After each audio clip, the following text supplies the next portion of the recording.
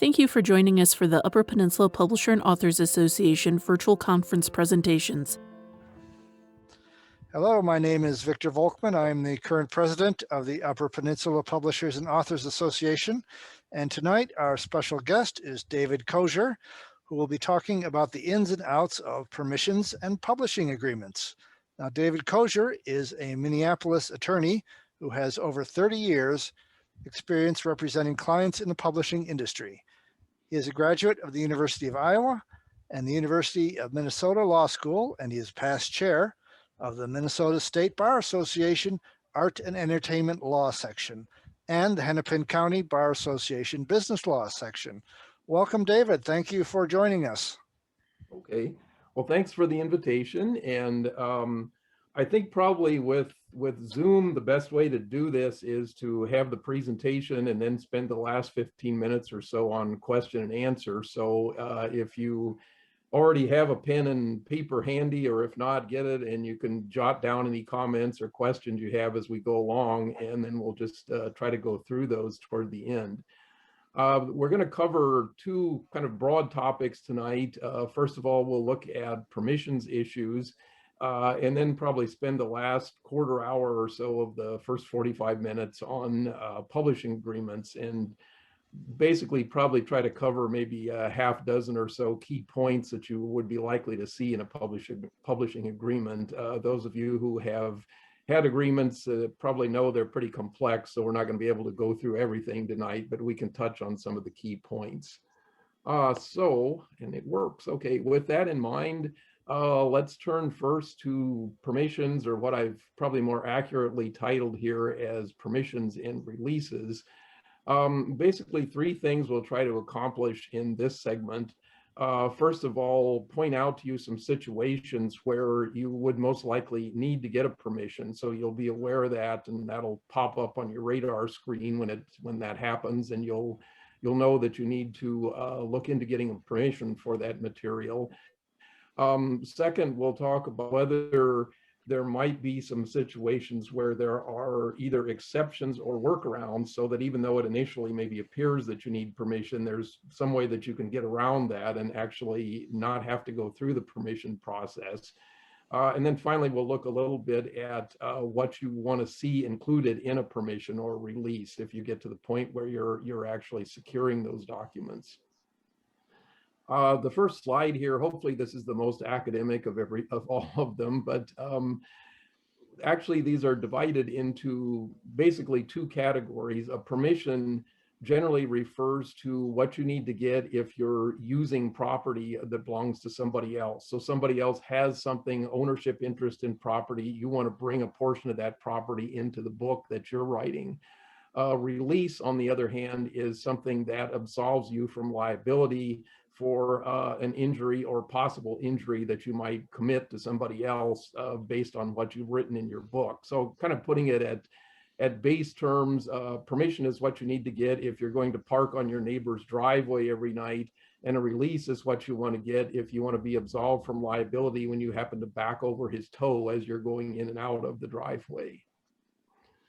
The first thing that comes up on the property side probably occurs to most of you as being the most common in the permissions area is the question of copyright.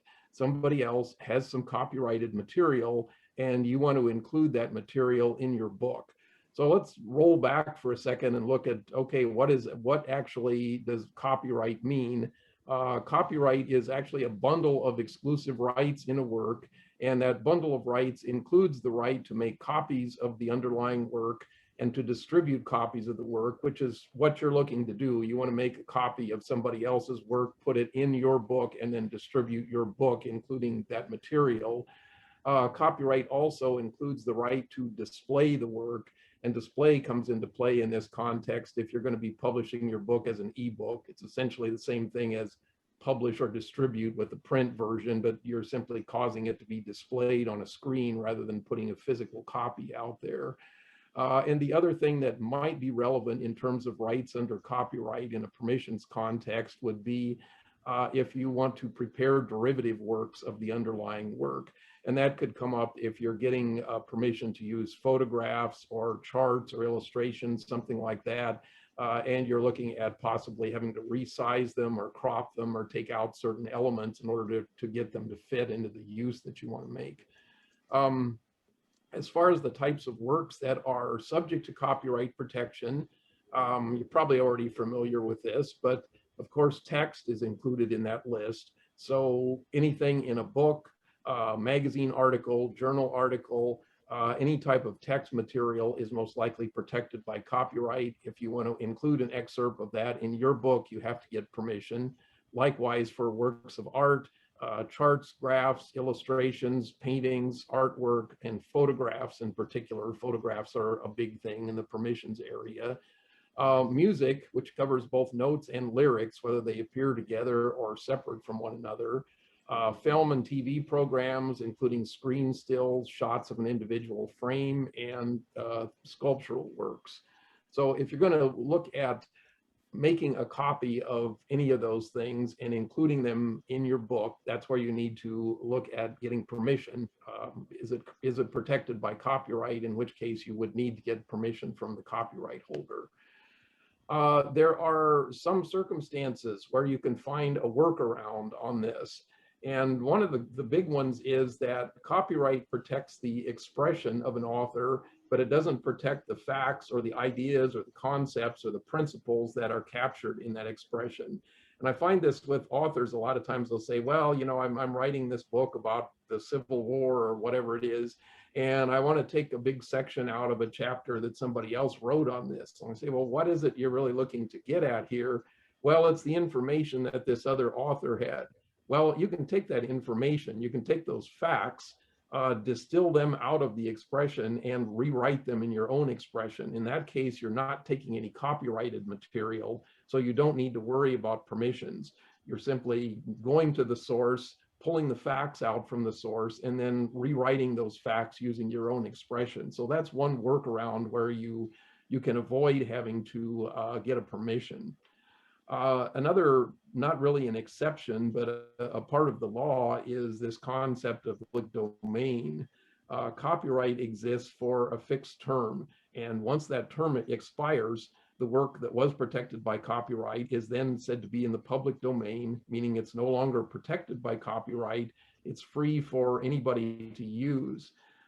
There's one hard and fast rule on that, which is currently that anything that was first published in the US in 1925 or earlier is automatically in the public domain. And that's actually now a rolling calculation. So it's going to go forward by 1 year every year. By the end of this year, it'll be anything published in 1926 or earlier goes into the public domain, and so on as we move forward. Another rule with copyright is that the term of copyright now under the current law is the author's life plus 70 years. So that may be something that works in your favor as well. If the 1925 or earlier rule doesn't work for you, you may still be able to get in under the author's life plus 70 years and establish that the work you're looking at using is actually in the public domain. Couple of things to keep in mind when you're looking at works that are supposedly at least in the public domain. With, for example, with the 1925 or earlier rule, sometimes those works have been rewritten in revised editions. And even though the original material, which was first published prior to 1925, is clearly in the public domain, there may have been material added since then in the revised edition that is still in copyright. So in order to be able to use that work without getting a permission, you need to make sure that you can separate those two elements out, or alternatively, just go the safe harbor route and get the permission on it to make sure that you're not thinking that part of the material that's actually still in copyright is in the public domain and including it without permission in your work. Another issue that comes up on this is that there's always a lot of unique rules on copyright term, but one is that works that were unpublished, in existence but unpublished as of January 1, 1978, have a term of copyright generally. There's an exception to that, but generally for the life of the author plus 70 years.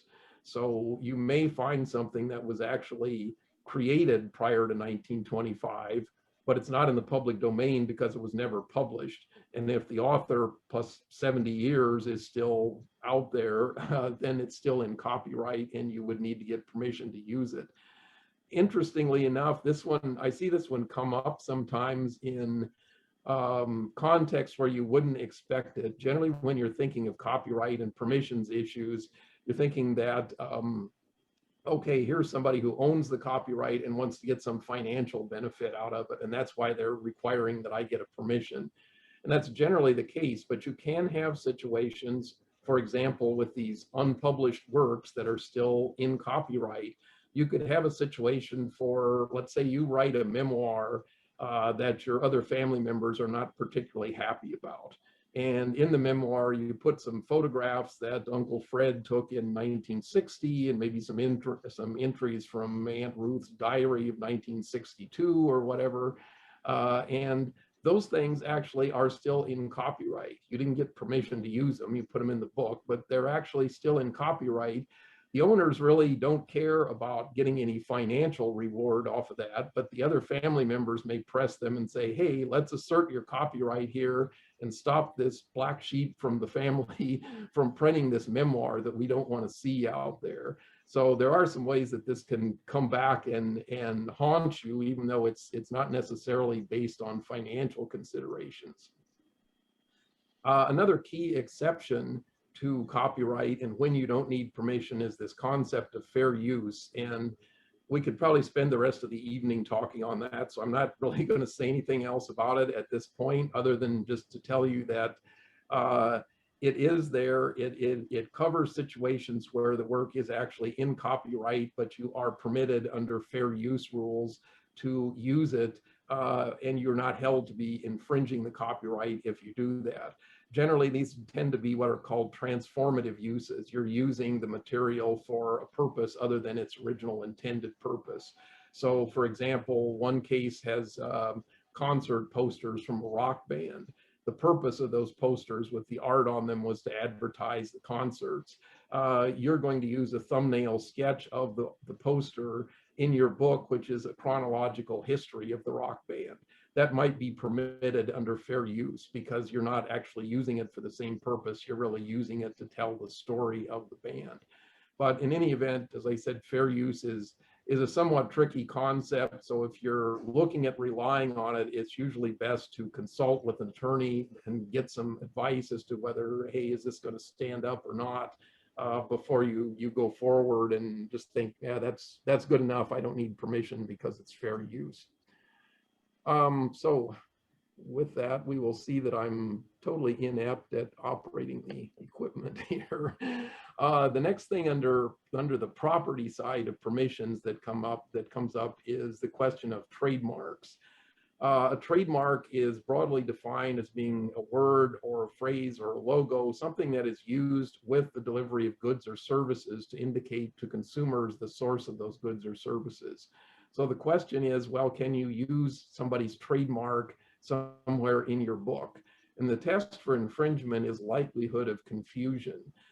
Is a consumer seeing the trademark in your book likely to be confused into believing that your book is published or somehow licensed or endorsed or affiliated with the trademark owner? Now, in most cases, that's the answer to that is probably going to be no. So you're going to be able to go ahead and do what you plan to do. If you're writing a novel and one of the lines in your novel is, Sarah ran out of the house with a Coke in her hand, got into her Chevy Impala and drove off to the nearest 7-Eleven. 3 trademarks in that sentence, no problems as far as needing permission, no problems as far as infringement, because no reasonable person seeing that sentence in a novel is going to think, oh, gee, this book must have some association with Coca-Cola, or 7-Eleven must have published the book or whatever. So you don't really have any trademark issues there. Likewise, if you're doing something like, let's say, a history of the last 50 years of the NFL, and you have a picture of a football stadium with a scoreboard and there's a big Nike logo on the scoreboard, no problems there either, because again, there's nothing in that scenario that's going to lead somebody to believe that, hey, Nike has something to do with this book. It's merely depicting the scoreboard with the trademark on it as appeared in real life. Where you do get into problems, however, is if you're doing nonfiction books, and I have a couple clients who do these types of things regularly, and let's say your book is the 50-year history of John Deere tractors, or the last 100 years of the Ford Motor Company. In those cases, depending on how you present the trademark on the cover of the book and how you package the book, there is potentially a claim by Ford Motor, for example, that, gee, you're using our trademark in such a way that it makes it look like this is our book. So we've got a claim for trademark infringement. So that's something to be on the lookout for as well, if you have anything involving trademarks. Confidentiality, there are often situations either the author or somebody the author is talking to has acquired confidential information. So if you're a therapist, for example, and you're writing a book on a therapy subject, you have to be careful that you're not disclosing confidential information that may relate to some of your patients. If you're not in either of those roles, but let's say you're writing a book for somebody else or by talking to somebody else, and it's maybe one of these former employee tell-all books about my former employer, the employee may have some confidentiality obligations with respect to the former employer's information. So even though you're not directly involved in that relationship, if you're referencing that information in what you're writing, you may have some issues there because you're disclosing confidential information. So unless you get permission from the owner of the information, the employer in that case, you could have problems. Right of publicity, this is a fun one. The right of publicity is somewhat similar to a trademark. It's defined as the right of a famous person to control identifying characteristics about that person so that they're not used for commercial purposes. And since most of you are in Michigan, I gave you a couple of Michigan characters up there. We've got Draymond Green on the left and Tom Brady on the right. I think Tom is still wearing his Patriots uniform here. Draymond is in the Golden State Warriors uniform, which even though he went 0 for 5 last night, I left him in the slideshow here. So, but the question with these guys is, would you be using them, their image, their name, anything related to them in a book such that, again, much like a trademark, someone could come to think that, okay, they authorized this book. Now, interestingly enough, unauthorized biographies, references to these people in the context of the subject matter of the book are all permitted. There's no problems with that. You can write an unauthorized biography about someone and you're not infringing their right of publicity. An example, however, of where you might run into a publicity issue, let's say you're going to do a book on how 20 steps for a junior high student to become a great quarterback. Technical book, basically. Doesn't have anything to do with Tom Brady, but you put his picture on the cover of the book.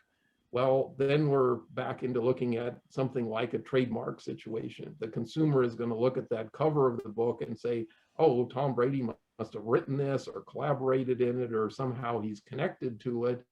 And so, gee, we're going to buy the book because he's connected to it. Oh, we bought it, found out it doesn't have anything to do with him.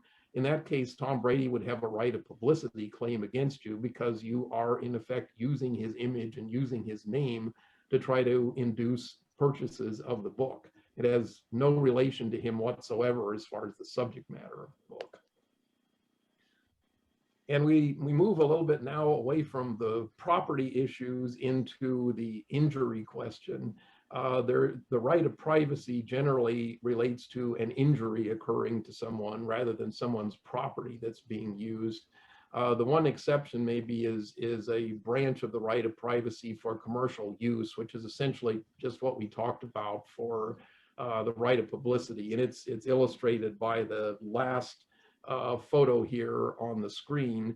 Let's say you're writing a novel and you want to put something on the cover of the novel and you find this photograph of this very attractive young couple and you put that on the cover. a young couple doesn't have anything to do with the novel. They're private individuals. They're obviously, the novel is fictional, so they're not being discussed in the novel, but you're just using it because, hey, you think they look hot and it's a good way to induce people to buy the book.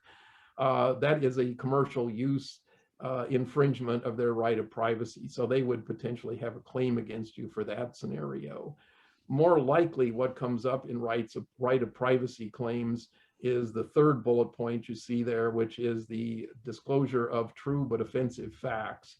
And the little vignette on the right kind of hints at what we're getting at there. Let's say you're writing a memoir and you're perfect, what appears to the outside world to be the perfect suburban family. You disclose in your memoir, gee, it wasn't really that way at all. Mom got high all day and then dad came home and they fought all night. Those are maybe true facts, but they are things that are deemed to be offensive and not really in the interest of the public. So if you're disclosing those sorts of things, you may be subject to a right of privacy claim. And the other two, the intrusion into seclusion and false light, I'll leave those for now. They're not as likely to come up in what you're doing. We can talk about them later if that's of interest to any of you. Defamation, another area of injury, a little bit more serious maybe. Defamation is defined as a false statement which is presented as fact, and that statement has to be of such a nature that it would tend to be harmful to the reputation of the subject. So you could write, gee, Joe must be probably the second smartest man in the whole world. Most likely that's a false statement. You're presenting it as fact, but it's not defamatory because it's not likely to diminish his reputation. On the other hand, if you write, well, Joe is known to be a pedophile, then you probably have a problem of defamation unless you have some objective evidence to show that, hey, this is in fact a true statement. Truth is a defense to defamation claims. But otherwise, if you're making a false statement and you can't back it up and show somehow that it's true, you may have a problem. Interestingly enough, defamation claims are not limited to nonfiction. You would intuitively think that's the case, but it really isn't. Defamation claims can come up in novels and works of fiction as well. And just as an example, let's say that somewhere in your circle of friends, there's a 40-year-old flight attendant, blonde flight attendant. So you write a novel and your novel has a character who's a 40-year-old blonde flight attendant. However, you embellish that a little bit more. And in your case, the flight attendant, as part of flying around from one country to another, is a drug mule as well.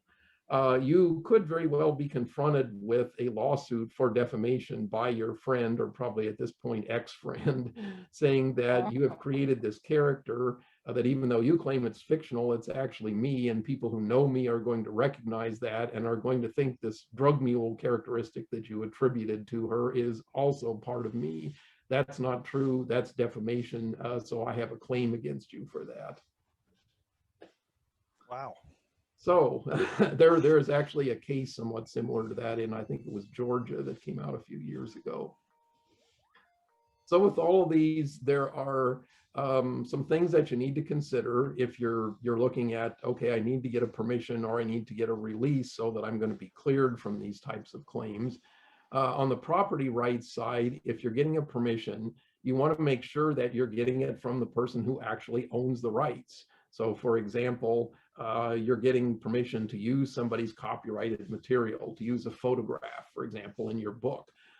You would want to make sure that that permission is being granted to you by either the photographer, who's the copyright owner, or by somebody who the copyright owner, the photographer, has appointed as agent to represent his interest. And there are, a lot of you maybe are familiar with this. There are stock houses like Getty, for example, that licenses photographs. And in those cases, the photographer has authorized Getty to grant permission for the use of the photographer's photos. But the point here is that you have to have somebody behind that permission who is in fact the owner of the material that you plan to use. To put it another way, you don't want to buy the Brooklyn Bridge from the guy who's just standing at the entrance to it because he probably doesn't own it. So in this case, you want to make sure that the person granting the permission is in fact the owner of rights in the property that you're seeking to use. On the injury side, for claims like potential claims like defamation or invasion of privacy, it's probably going to be fairly difficult to get a release for those claims anyway, but you might be able to in some situations, particularly if you're doing interviews, you can try to include that in an interview release. But in any event, that release has to come from the individual who would be harmed. And interestingly enough, in those claims generally do not survive death. So if you're writing about a deceased individual, the estate doesn't have the ability to grant you a release, because at that point there is no claim for defamation. Defamation claim dies with the individual. Likewise, right of privacy claim dies with the individual. If you're going to get a permission or a release, how do you document it? Well, clearly you would want to have something in writing, and again, signed by the person or the party who's authorized to grant that permission or grant that release to you. And a note here with not a very good example in the lower corner, but in some cases, you may need to get more than one permission or release. And what I'll modify the example a little bit. What I have down here in the corner is a photograph of the framed painting of the Mona Lisa, which presumably is in a museum.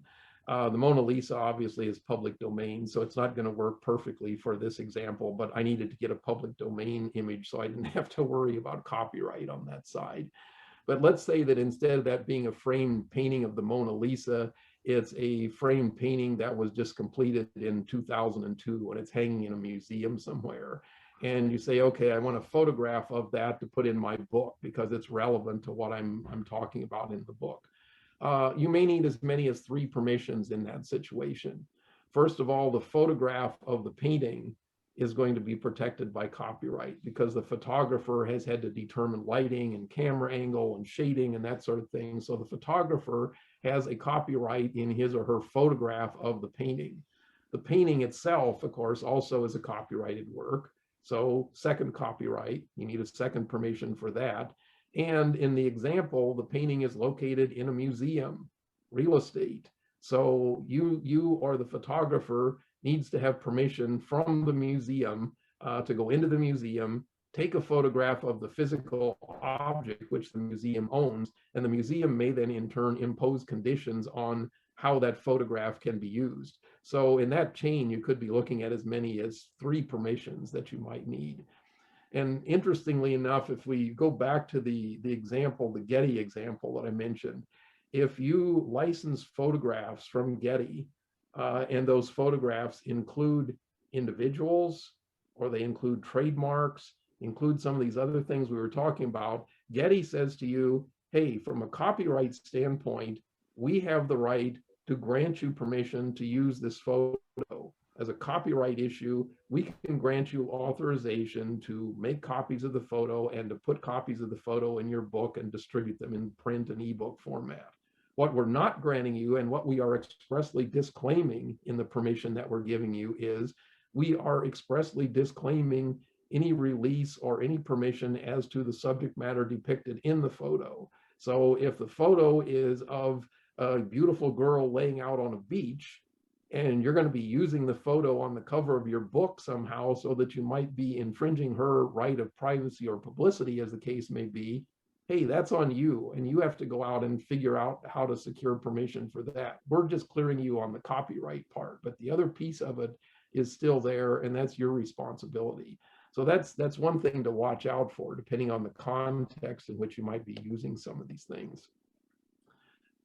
Finally, if you get a permission or you get a release, what are the terms that are in there? And you want to make sure that the terms are consistent with what you plan to do. So if you're getting a permission to use a photograph in a book, for example, that permission should apply for print versions of the book, ebook versions of the book, enhanced ebook versions. It should cover all the territories where you want to distribute the book.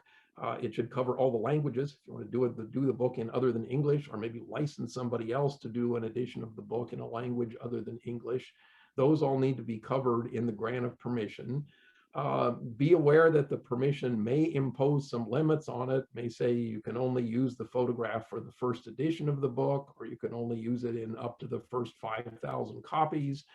There may be a time limit on it. If you want to use the photograph, in this case, in a particular location, especially if it's on the cover of the book, you probably need to get a special permission that notes that. If it's interior use, most likely that's just going to be part of the deal. But if you're looking for cover use or you're looking for use in related advertising, that should be identified specifically in your permission document.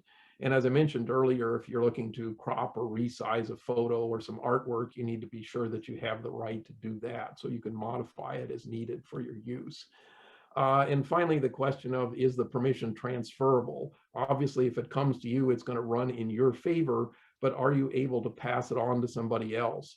If a German publisher comes to you and says, hey, I want a license to do this book in German and publish a German translation edition, can you hand the whole file over to the publisher and say, yeah, we've got clearance on all of this stuff? Or do you have to say, well, there are photos on 5 pages of it.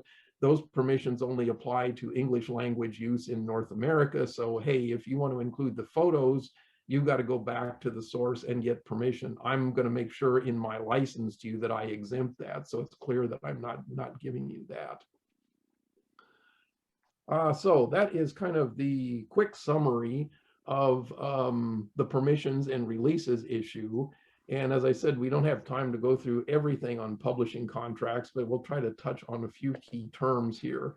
The first thing you're going to see when you get a publishing contract, and I'm talking here about traditional publisher contracts, so this is not for somebody in a self-publishing context. We've got a few comments on that if we have time at the end, but this would be generally the traditional publisher model where the publisher publishes the book, pays for the publication costs, and pays you a royalty from it. The first thing you're going to see in the contract is what rights are you granting to the publisher and what rights are you keeping for yourself. And of course, publishers are generally going to ask for all book publication related rights, which would be print rights, electronic rights, enhanced ebook, audiobook rights. The question really comes up on translation rights and in some cases dramatic and TV and film rights. Do you retain translation rights and do you try to retain film rights? Really the key issue there is who's in a better position to do something with those. Does your publisher have any active track record of licensing foreign rights to other publishers? Do they have any active track record of getting TV or film deals for books? And if they do, it's probably better to leave those with the publisher, let them go at it. If they don't have any track record of that, that might be something you want to hold back for yourself, particularly if you have an agent or maybe have access to an agent where you could possibly license some of those rights on your own. Same with commercial and merchandising rights. Those may not apply, but certainly some situations, children's books, for example, you can do plush toys, jewelry, t-shirts, cell phone cases, shoes, backpacks, you know, all sorts of things. So whether you have the ability to do something with that or your publisher has a track record doing something with that can really determine whether you should keep them or just let them go to the publisher. We are in the Midwest, so being diligent individuals, we should talk about obligations if you're on the author side. The things that you need to recognize up front as an author is, okay, what am I obligated to deliver? What are the specifications for the work? Basic word count, focus of the work, what's the file format that the publisher wants to see? Am I obligated to deliver an index with it? Do I need to deliver publicity photos, which is going to be another cost to you? And permissions we talked about before, typically permissions are the obligation of the author. You may, in some cases, be able to negotiate either to have the publisher cover the cost of those or at least give you some allowance for some of those things. So you might be able to get an allowance in addition to the advance to cover your permissions cost or to cover the cost of going out and hiring an indexer. I would recommend against doing an index on your own. Usually if you write a book, the last thing you want to do when you get to the end of the process is sit down with the thing again and go through and prepare the index. So if anything, try to shove that onto the publisher. If the publisher won't do it, at least try to get some allowance so that you can hire an indexer to do it.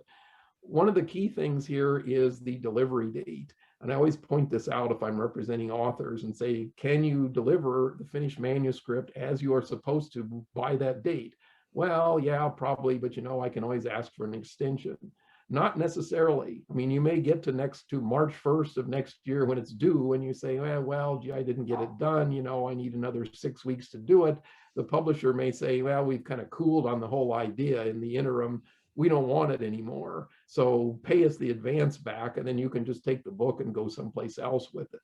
If you have any questions about whether you're going to be able to meet the delivery date, it's better to address that up front and extend the delivery date in the agreement before you sign it, rather than kind of relying on being able to do that on the back end. Another thing you want to see in the contract is that you have an opportunity to correct. Usually these are set up so that you deliver the manuscript. Publisher has an opportunity to look at it, decide if they want to accept or reject it. If they reject it, you should have at least one shot to come back and make corrections and resubmit and see if you can get it accepted the second time around. Very touchy here on publisher's obligations. As you might expect, the publisher doesn't usually have too many obligations under the contract, since the publisher is writing the contract to begin with. But a couple of points that are starred here we may want to take a look at. The contract should definitely have a deadline by which the publisher needs to publish the book. And that's usually measured from the point of acceptance of the manuscript. So it's 12 months or 18 months or 24 months out from the time the publisher accepted the manuscript. If they don't publish by that date, the author should have the right to terminate the agreement, keep whatever has been paid out of the advance, and get the rights back.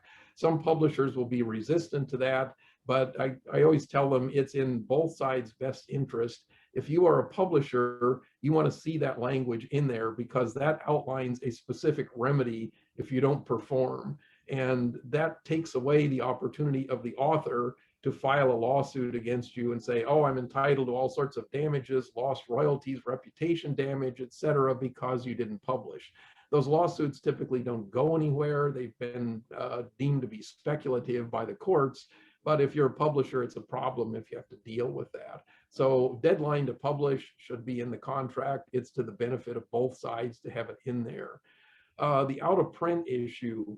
Traditionally, books were printed in lots of 1,000 or so. Once the publisher got to the point of saying, yeah, it's not selling anymore, we're not going to do any reprint, it was done. That has kind of gone out the window with POD publishing and with e-publishing. Publisher now can keep the book in print without actually incurring any expense. Likewise, the author has the ability to go ahead and reprint the book as a print book or an e-book at a fairly low cost. So the solution to that, if you're an author, is you may want to see a provision in the contract that sets some sort of a floor for sales. Something like, for example, if fewer than 200 copies are sold in 2 consecutive royalty periods, then I have the right to terminate the contract and take the rights back. And in that case, then you would get the rights back. You could go ahead and publish the book yourself or publish it through some other publishing entity. Let's see, one thing we'll talk about here before the questions, the big piece, the money. Everybody's, of course, always interested in the money as part of this. There are really 2 channels of revenue coming in, and it's important to focus on both of them and make sure the contract deals with both of them. The primary channel is going to be when the publisher itself exercises rights. So the publisher publishes the book in print, as an ebook, as an audio book, under the publisher's own imprint. In that case, the agreement provides for a royalty. It's either going to be a percentage of the list price or a percentage of the net. Most large publishers, the few large publishers, the big 5, tend to use percentage of list price as a royalty formula. Almost everybody else uses a percentage of net. Net tends to be about 50% of the retail cover price. So if you have a book with a $20 cover price, the royalty base is probably going to be like $9.50 to $10. If you're getting a royalty at 10% of net, you're going to get roughly 95 cents per copy sold. One thing to be aware of when looking at royalty rates is that there usually is a reduced rate for deep discount sales. So in that example, if the publisher sells copies at a discount of more than 55% off of the list price, maybe the royalty rate, instead of being 10%, is 6%.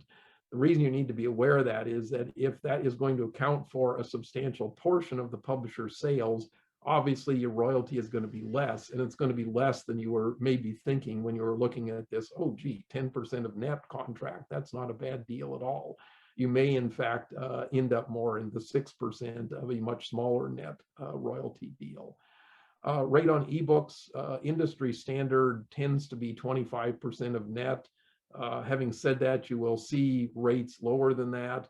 But again, that's generally thought to be the industry standard, is 25% of the net amount the publisher receives off of the ebook. One thing to note with ebooks is that increasingly they are being distributed not just as sales, as downloads, but as part of a subscription service, like a Netflix type service. So the consumer pays a subscription fee and gets access to your book for some time period, whatever that subscription is. And it's important to look at your contract and see if there are terms in there that cover, okay, what happens? A, does the publisher have the right to put my book into that type of service? And if they do, how is the compensation going to be determined there? What's the percentage royalty rate going to be? What's it calculated against? If there are multiple books from the publisher in that subscription service, how do I decide, or how does the publisher decide under the contract which portion of the subscription comes to my book and which portion of the subscription payment goes to somebody else's book? The other side of the revenue channel is this issue of licensing. So if the publisher has additional rights, the publisher may license those out to a third party. Translation rights, for example, the publisher licenses Italian translation rights to an Italian publisher. The Italian publisher pays a royalty of, let's say, 10% of the Italian volume sales back to the publisher. And then the question is, how does the publisher split that with the author? And typically that's a 50-50 split. It can be a different ratio. 50-50 is kind of the starting point. Sometimes you'll see a little bit higher rate in terms of the author if it's a film deal, for example. So the publisher controls film rights, licenses the film rights to a film production company, and maybe the author gets 70% or 80% out of that deal instead of the 50-50 split. Two things I'll just point to very quickly. Warranties. If you're the author, you're going to be asked to make various warranties as to the condition of the book. It doesn't infringe on anybody else's copyright. I didn't copy it from somebody else. It doesn't contain any defamatory material. It doesn't contain any confidential information. It's not subject to any other contract, so on and so forth. Those are important. You need to look at them, make sure that they are complete and accurate and true before you sign off on the contract. And the reason for that is that the other piece of the contract is going to contain an indemnification provision that says, hey, if I, the publisher, get sued because somebody is claiming that one of these warranties you made is untrue, third person shows up and says, this is my material, he copied it, put it in his book, didn't get permission for me to do that, that's copyright infringement, I'm suing you, the publisher, because you're selling the book. The publisher is going to turn around under this indemnity provision and say, author, it's a breach of warranty.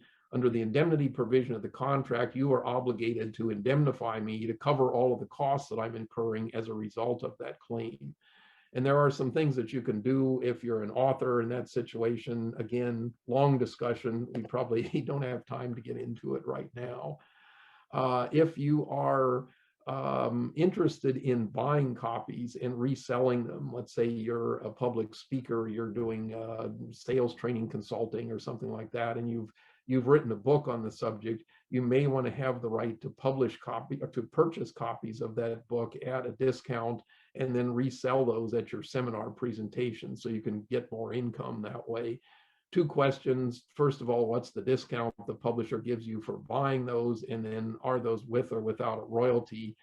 Typically, you're going to see a discount of about 40% and no royalty. I think it should be closer to a 50% discount with a royalty, because that's basically the same deal that the publisher gets if it sells through the trade, but those are items for negotiation. Self-publishing contracts, I'll skip over this now in the interest of time, because I'm thinking you have some questions here for the last 10 or 15 minutes. Basically just say here, these tend to be all across the board, but they are basically service contracts. So you're engaging a self-publishing company to do some things for you, do layout and design, to put the book into a print format, maybe to print copies and have them delivered to you. Just as with any service contract, make sure that you're getting what you're paying for, and make sure that you have some recourse if, for example, the print copies are delivered to you and they're damaged in shipment, or they aren't printed properly. You get one in page 100 to 112 is printed sideways or something like that. You need to have some recourse there. With that, I'll stop and see if you guys have any questions, and then we can go from there. I really think you were talking to me when you said if you're working on a family memoir and you're taking pictures that people provided to you, and then they decide they don't like what you wrote. Well, I guess the first thing I have to say is I don't have anything negative in my writing so far. I haven't finished the piece, but I do have quite a few photos that relatives have offered to me to put in. So I guess I'd better get some kind of a written permission for that. Is that correct? There is potentially an issue there, in that whoever took that photograph has a claim to copyright in it. So that person, or if the person is deceased, potentially the heirs of the individual could surface and say, either we want compensation for use of this, you're exercising right of the copyright holder and we didn't give you permission to do that, or if it turns out we don't like what you wrote, we're going to assert our interest in the copyright as a way to stop you from publishing the book. So that can be a problem. All righty. Well, do you know of any good forms? Are there some good forms out there for getting that kind of permission? I suppose there's probably some on the internet. I don't know if there's anything generally like that out there or not. Okay, well, sometimes I just simply ask them, but some people who have shared memories of family members who are being written about in the book, because this is a case where these people are a couple of generations prior to my generation.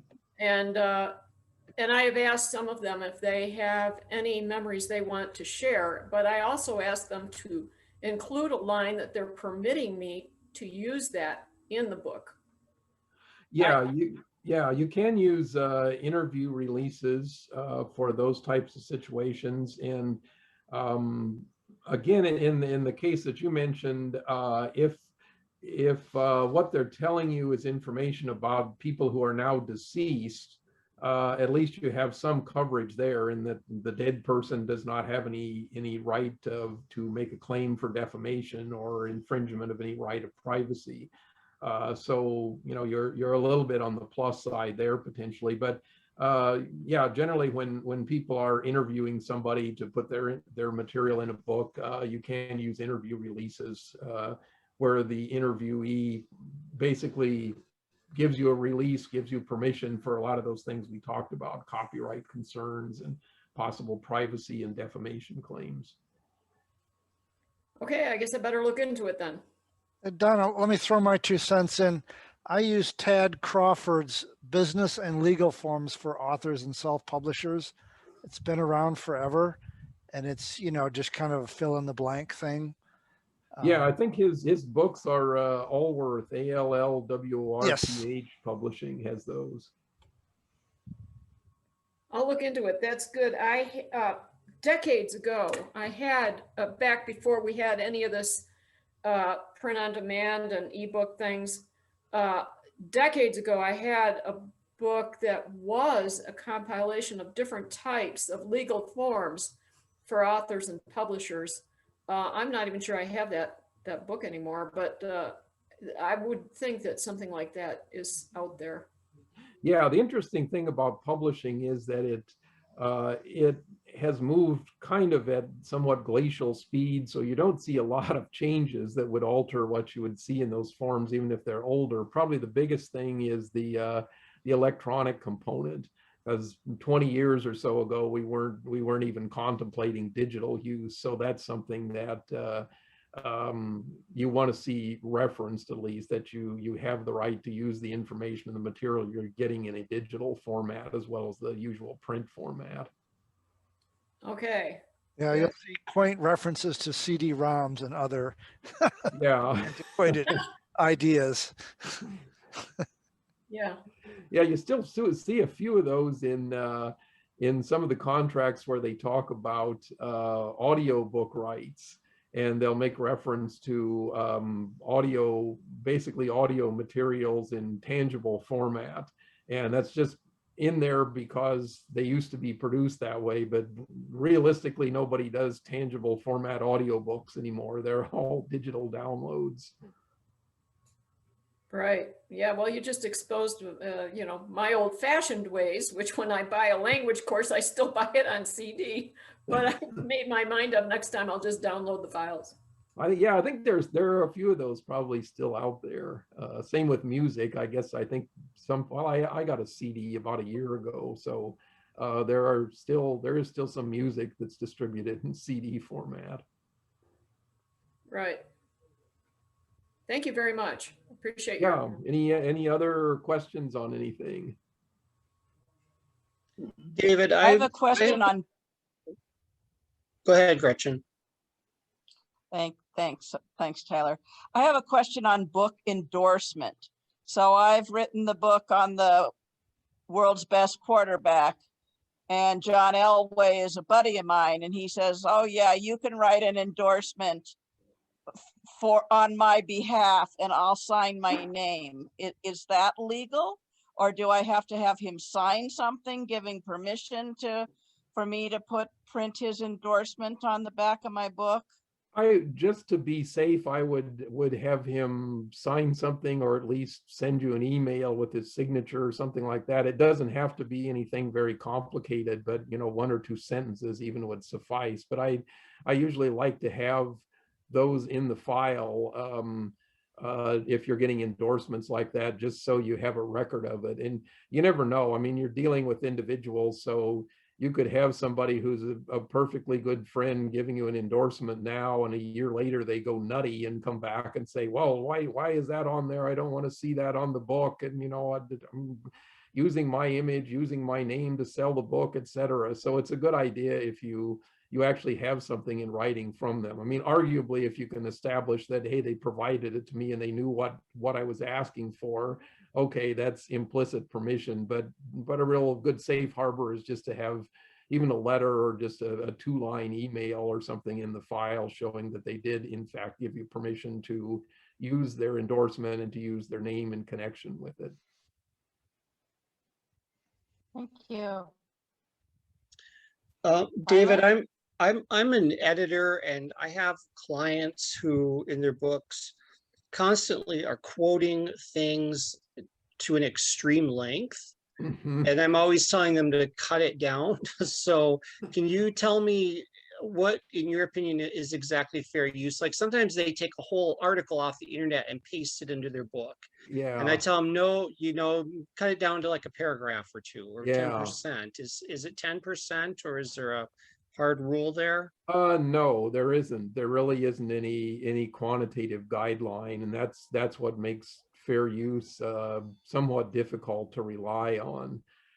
There have been some cases where very little in terms of the actual copyrighted expression was quoted and was taken, but the courts have said, well, even though this is only a small fraction of the underlying work, it really represents the heart and substance of that work.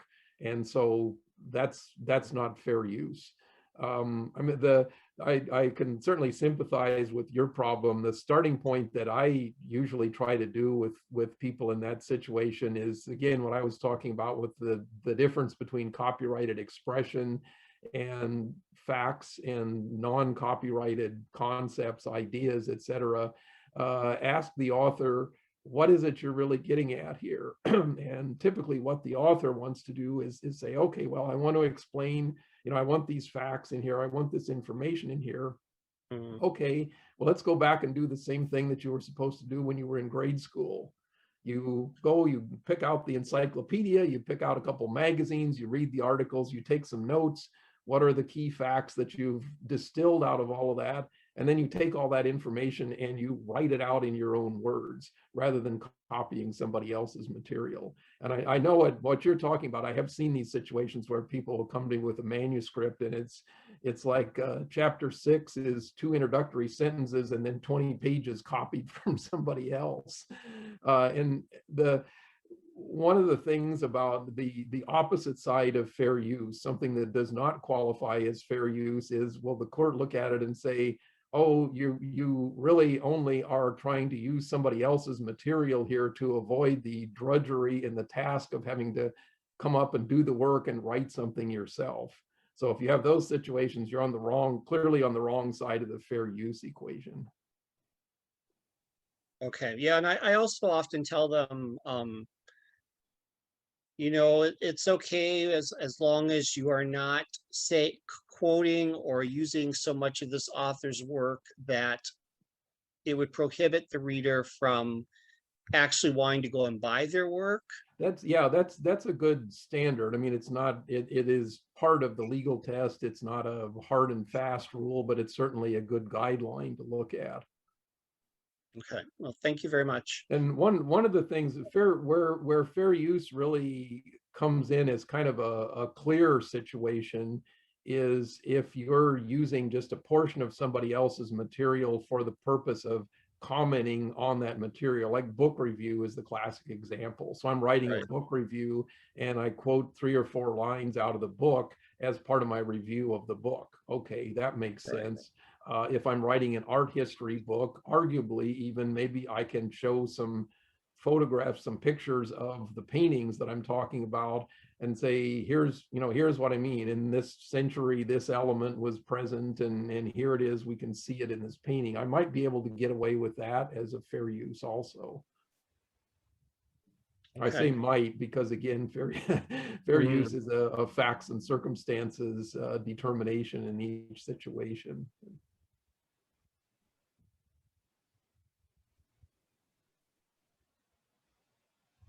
Any questions from anybody else? I have 2 more if nobody else has any. Fire away. Well, I might have missed what you said about this, but I recently edited a novel for an author who included some famous people as like characters in his book, not like the main characters, but for example, his characters, they went to a baseball game and Dolly Parton sang the Star Spangled Banner at the baseball game. And I said, no, you can't use Dolly Parton's name. You need to take her out, make up a fictional country singer. Is that true? Could you have Dolly Parton sing in your baseball game in your novel? That in that context, that should be permissible. There shouldn't be any problem with that, because if you're looking at potentially at a right of publicity issue. Does she have a claim for infringement of a right of publicity? No, because it's a novel. I mean, the person who reads it is going to say, okay, it's fiction. There are some factual touchstones in it, which could happen to be locations or buildings or whatever. And in this case, it's a living individual, famous individual who is well known and could very easily have been performing in that capacity. It just makes the novel seem a little bit more realistic. But there's nothing in mention of her name in the novel that would lead anyone to believe that, oh, gee, Dolly Parton must have participated somehow in the authorship of this novel, or she must have endorsed it or whatever. It's merely a mention of her name. So it wouldn't have a problem in that situation. What if you made her into more of a scene? Like, for example, in the novel, there was a young girl who was aspiring to become a country music singer, and she sings a song, and then Dolly Parton comes up to her and says, oh, I love your music, send me a CD. I'm going to talk to my agent in Nashville and we're going to see if we can get you a recording contract. Is that? I don't see that that would be a problem either. Again, there's no right of publicity issue because it's not anything that looks like she's endorsed it or has written the book or is affiliated with it that way. And you haven't said anything negative about her, so you haven't brought the character in, but in a defamatory way or in a way that somehow reflects in negative fashion on her. So I don't see that you would have any issue there either. It would be kind of like if you same thing if you wrote a book and somebody met an ex-president or something like that. You know, the little boy goes and meets Barack and Michelle Obama, and that's just part of the storyline. And there isn't anything that should create any issues there. Okay. I wanted to warn him to err on the side of safety, but Yeah. that kind of relieves me. My other question is about, do you know anything about the use of pseudonyms? And if you use a pseudonym in your book, what do you need to do to protect your copyright without having people find out that you are the author of the book? I believe there is a way that you can do that on the registration form without actually disclosing the real name of the copyright owner. But yeah, it can be done. I mean, it does not void your copyright, or simply the fact that you're listing in the notice and even in the registration that you're listing a fictitious name does not void the copyright, and the copyright is still there. And somewhere that you would be able to establish a chain of title to show that, if you had to show that the person behind the pseudonym is in fact the copyright owner. So you would go through the whole process of filing for a copyright. Yeah, you can still file for copyright, and as I said, I think there's a way on the form to do that and claim that it's a pseudonymous work rather than you would have to have on the form, you have to show a claimant and you have to have an address for mailing things back. So I suppose if somebody wanted to get really particular about it, they could go into the Copyright Office files and find your address with the fake name and trace it back to where you live and maybe figure out who it is. But it would be a stretch to do that. Okay, but in most cases, you don't actually have to apply for copyright. Like if you were going to publish the book under your own name. So I get asked that a lot, and I've never applied for copyright with my own books. Yeah, David, Yeah. let's talk about the Berne Convention a little bit, because it's something I feel I explain to people over and over again. Yeah, on the copyright question, copyright, which is that bundle of rights I was talking about at the beginning, the copyright comes into existence as soon as the work is fixed in some tangible medium. So as soon as you write it out on paper or type it on your computer or whatever, the copyright comes into existence at that point, and you don't need to register, you don't need to publish. Registration becomes relevant, however, if you are going to go after somebody for infringement, because in order to sue for infringement, you have to have a registration in place, first of all. And then if you have registered prior to the time the infringement began, you are entitled to what the Copyright Act calls statutory damages, which means that you don't have to prove up any actual damages. You can just point the court to this range between $750 and $30,000 and say, I qualify for this. It's up to you, the court, to make the decision as to what I get. That usually is sufficient to cut off the infringer from basically contesting your claim and probably reach some sort of a settlement with you. The Berne Convention is an international copyright convention which says that each member nation will basically recognize the copyright of someone from another member nation. So if I'm a US citizen and I have written a work and the copyright is infringed in Germany, I can go to Germany because it's a Berne member nation. I can go to Germany and use the German copyright law to enforce my copyright against the German infringer. And likewise, if you had somebody in the UK, for example, whose copyright is infringed in the US, the UK citizen could come to the US and use the use the US copyright laws to enforce the copyright in the US. Interestingly enough, the registration requirement I just talked about, as far as having to have a registration in place to be able to sue, that applies in the US to US citizens. It does not apply under the Berne Convention to somebody else who's coming in from outside the US to sue. So the UK author could come and sue in the US for infringement of the UK owner's copyright in the US and would not have to go through the registration process. However, if you're a US copyright holder suing in the US, you do have to go through the registration process.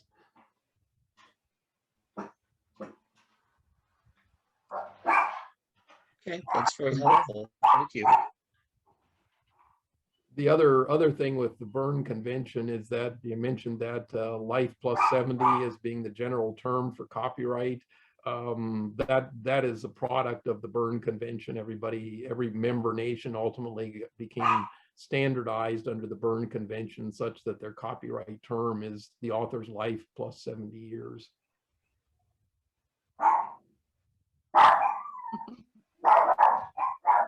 I didn't realize we were going to have as much canine background activity here. I apologize for that. All right, do we have any, Somebody's got a lot to say. yeah, any further questions? All right, well, thank you, David, for being generous with your time. And I know the other members are going to be very interested in watching this recording on their own time, and will be available exclusively as a membership benefit. Okay. Sounds good. Well, thanks for the evening. Enjoyed talking to you, and certainly let me know if anything else comes to mind after the fact here.